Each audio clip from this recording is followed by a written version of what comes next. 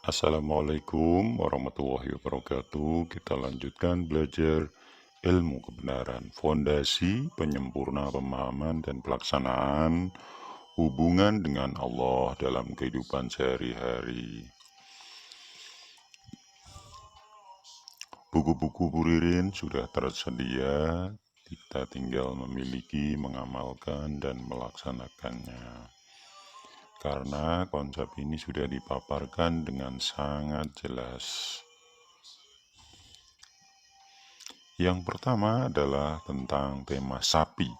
Sapi merupakan simbol yang digunakan ilmu kebenaran untuk menggambarkan bagaimana kedudukan seorang manusia dinilai di hadapan Allah. Besar manfaat yang bisa diperoleh diberikan sebagai gambaran ilmu. Sapi, mengapa ada surat di dalam Al-Quran yang berjudul sapi atau Al-Baqarah? Sapi merupakan hewan yang sejak dahulu sudah diketahui hampir seluruh bagian tubuhnya dapat bermanfaat, hidup atau mati. Sebenarnya kualitas serupa juga menjadi dasar kualitas atau kedudukan manusia di hadapan Allah. Sapi disebutkan dalam Al-Quran untuk menunjukkan bahwa manfaat yang bisa dihasilkan sapi baik saat masih hidup maupun mati. Ilmu memuliakan manusia. Mengapa ada begitu banyak agama yang berbeda-beda satu dengan yang lain? Karena semua ilmu memuliakan manusia, tidak hanya agama, melainkan juga keyakinan, tradisi, filosofi, etika, ilmu pengetahuan, teknologi merupakan bagian dari ujian Allah kepada manusia. Semua itu merupakan bagian dari proses panjang memuliakan manusia yang sudah dimulai semenjak manusia pertama kali menginjakkan kakinya di bumi. Manusia yang tinggi ikhlas dan syukurnya atau beriman akan mampu memahami arti sebenarnya atau hakikat dari perbedaan yang dibuat Allah. Primitif, mengapa banyak sekali aturan-aturan dalam ilmu memuliakan manusia yang tidak manusiawi jika dilihat sekarang. Di zaman dahulu, umat manusia masihlah primitif, manusianya masih sangat rendah pengetahuannya.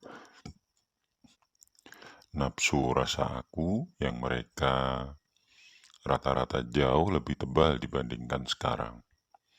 Mata hati mereka sangatlah tertutup, ibarat manusia yang buta. Dibutuhkan jauh lebih banyak usaha untuk mengajarkan ilmu kepada mereka dibandingkan saat ini. Apalagi saat ini manusia sudah banyak belajar dari kesalahan di masa lalu.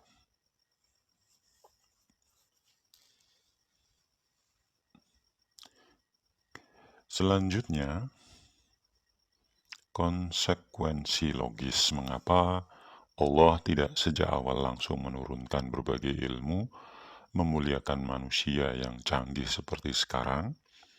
Ilmu Allah tidak terhingga sebelum kita sampai kepada manusia harus melalui proses terlebih dahulu. Ibarat sekolah, manusianya harus selalu melalui tingkatan-tingkatan terlebih dahulu. Pertama-tama di usia dini di masa lalu harus melalui tingkatan TK terlebih dahulu. Setelah itu di masa berikutnya dilanjutkan dengan pelajaran SD, SMP, SMA, sampai perguruan tinggi. Tidak mungkin semua manusia TK bisa langsung diajarkan pelajaran level perguruan tinggi. Sumber konflik, bagaimana menjelaskan kesimpang siuran antara ilmu memuliakan manusia satu dengan yang lain yang akhirnya memicu konflik tanpa akhir. Katakanlah manusia TK di zaman dahulu diibaratkan manusia yang buta, sementara ilmu Allah yang tidak terhingga diibaratkan sebagai seekor sapi. Seorang buta tidak memiliki kapasitas untuk langsung memahami keseluruhan sapi dan manfaat yang bisa dihasilkan. Oleh karena itu penjelasannya pun diberikan secara bertahap. Definisi sapi. Sapi pertama yang dilakukan adalah dengan memperkenalkan bahwa sapi adalah sebuah hewan yang sangat bermanfaat bagi manusia. Energi yang bisa diberikannya dapat berasal dari bagian-bagian tubuhnya yang dikonsumsi manusia maupun untuk transportasi. Ilmu memuliakan manusia. Pertama yang diajarkan kepada manusia adalah untuk memuliakan akhlak manusia, harus memiliki ilmu. Manusia jika ingin damai harus mengetahui terlebih dahulu keberadaan Sang Pencipta yang memiliki semua ilmu itu. Orang-orang buta tersebut diberikan penjelasan secara umum, penjelasan yang paling penting dan paling hakikat.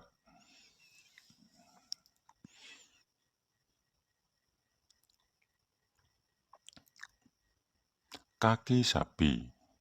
Sapi kedua, sapi memiliki kaki yang digunakan untuk berjalan dan tanpanya sapi tidak akan bisa hidup sebagaimana mestinya.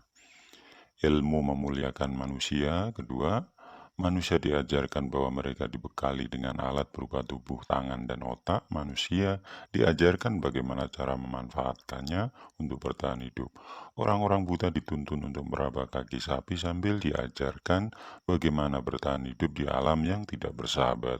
Yang ketiga, kepala sapi. Sapi memiliki kepala, sebuah bagian yang sangatlah vital meskipun bentuknya dan gerak-geriknya sama sekali tidak mirip dengan kaki yang telah diajarkan sebelumnya. Ilmu memuliakan manusia. Manusia kemudian diajarkan bahwa meskipun memiliki tangan, kaki, dan akal untuk bertahan hidup, terdapat cara memanfaatkan yang benar dan cara memanfaatkan yang salah, karena akan merugikan manusia sendiri. Orang-orang buta dituntun untuk meraba kepala sapi sambil dijelaskan mengenai konsekuensi dari perbuatan manusia di hadapan Sang Maha Adil. Yang keempat, badan manusia. Sapi memiliki badan atau torso yang juga merupakan bagian yang penting bagi sapi. Di dalamnya banyak sekali organ yang tidak tergantikan. Tanpanya sapi tidak akan bisa hidup. Ilmu memuliakan manusia. Manusia kemudian dideskripsikan dengan detail perbuatan seperti apa yang salah dan perbuatan seperti apa yang benar dengan imbalan dan hukuman yang akan diterima nantinya. Karena badan sapi mengandung banyak organ yang penting, yang sangat sulit dideskripsikan, penyederhanaan pun dilakukan agar orang buta tersebut tetap bisa mengerti. Ada hal-hal yang hanya bisa diraba setelah membunuh sapinya, yang tidak perlu dilakukan saat itu karena hanya akan tidak bermanfaat. Ekor sapi. Sapi juga memiliki ekor yang meskipun bisa hidup tanpanya tetap penting. Jika tidak secara fisik, maka secara kejiwaan sangat penting bagi sapi.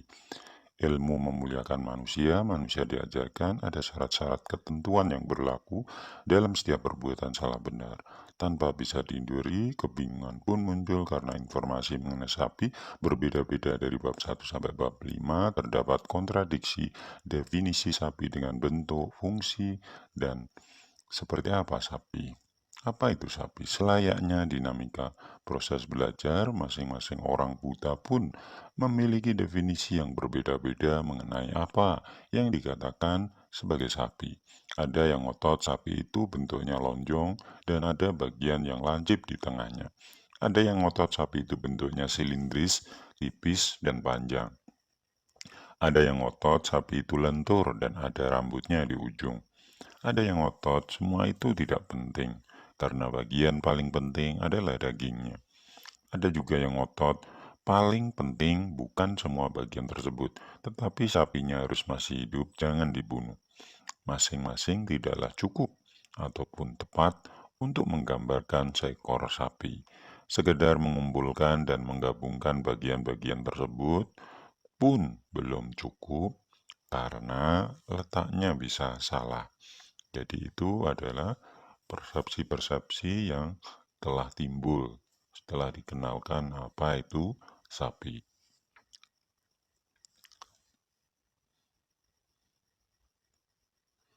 Dan itu adalah gambaran agama-agama yang ada sekarang ini. Jawaban nafsu, bagaimana pengaruh nafsu terhadap orang-orang buta atau manusia tersebut berkenaan dengan sapi atau kemuliaan. Nafsu rasa aku, sebagian orang buta akan membentuk kelompok dengan mereka yang sependapat dengannya kemudian bersatu menolak pemahaman kelompok-kelompok lain. Masing-masing kelompok akan menganggap pendapatnya paling benar, sisanya sesat, pasti hanya akan membawa pada kehancuran. Nafsu akan mendorong orang buta untuk merasa tersinggung, jijik, atau benci melihat kelompok lain yang berbeda pendapat.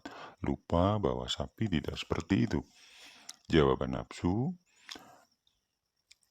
nafsu rasa sucinya, sebagian sudah merasa puas dengan pemahamannya, berhenti untuk berpikir bahwa ada kemungkinan ia belum memahami dengan lengkap. Sebagian kemudian menggunakan berbagai cara untuk memastikan semua keturunan dalam kelompoknya juga memiliki pemikiran yang sama persis. Nafsu mendorong orang buta untuk fokus pada kesalahan kelompok lain daripada kesalahan diri sendiri. Nafsu rasa minta puji, sebagian sebenarnya tidak peduli dengan mana yang benar selama ia masih bisa mendapatkan daging yang paling empuk. Sebagian berusaha menyiarkan keutamaan definisi kelompoknya dibanding yang lain dengan alasan memperkuat persatuan, padahal ia hanya ingin dijunjung tinggi dan dihormati. Nafsu mendorong orang buta untuk fokus bagaimana menjadi manusia yang tidak jelek di mata kelompoknya, daripada menjadi manusia yang bermanfaat sebagaimana yang dicontohkan sapi.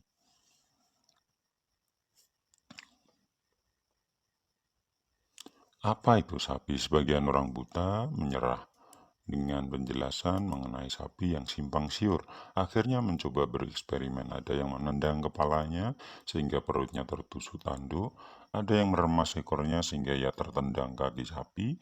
Ada yang menusuk perutnya menemukan bahwa di dalam tubuh sapi terdapat banyak organ yang belum pernah disebutkan sebelumnya. Mereka pun menemukan bahwa pelajaran-pelajaran di masa lalu banyak sekali yang tidak sesuai dengan kenyataan.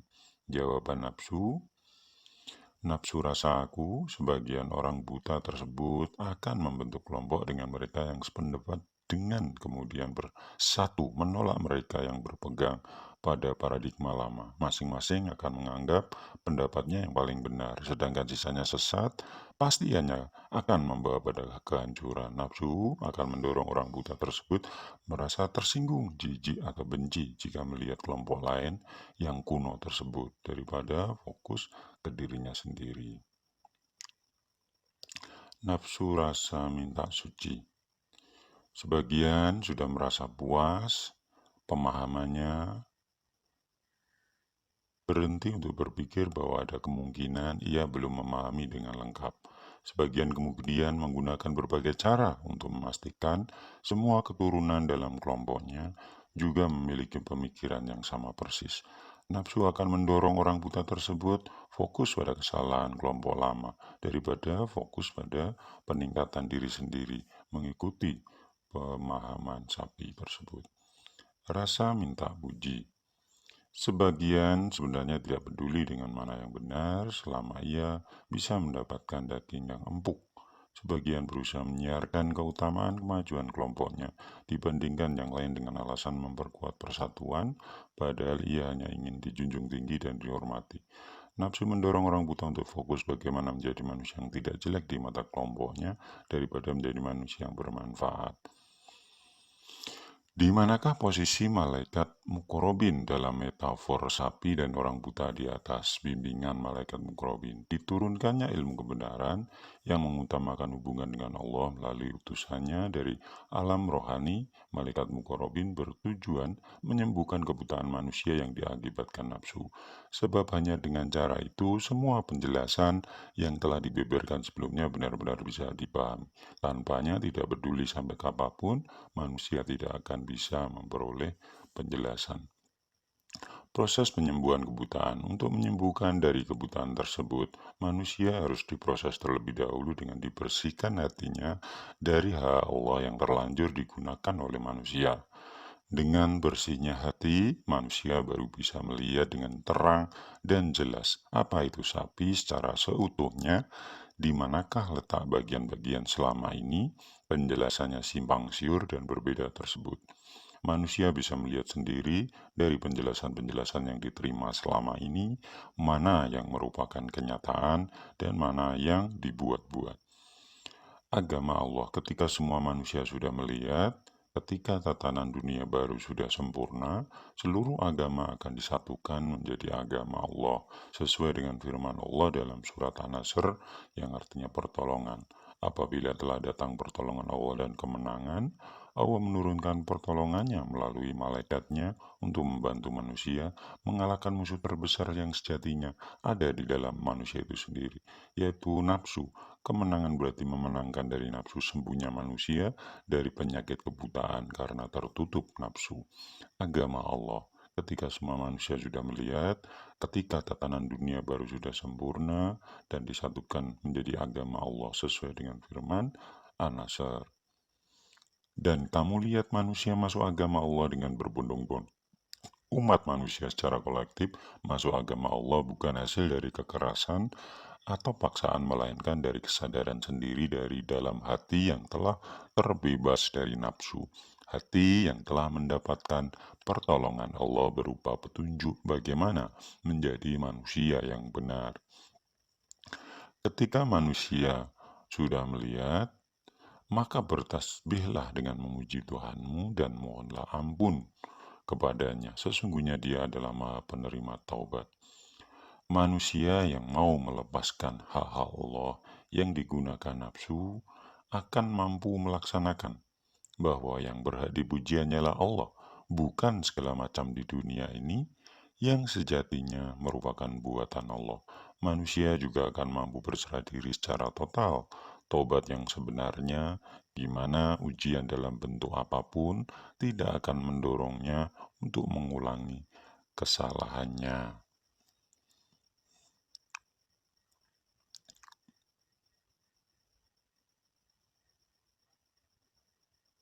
Kita lanjutkan ke materi hijab.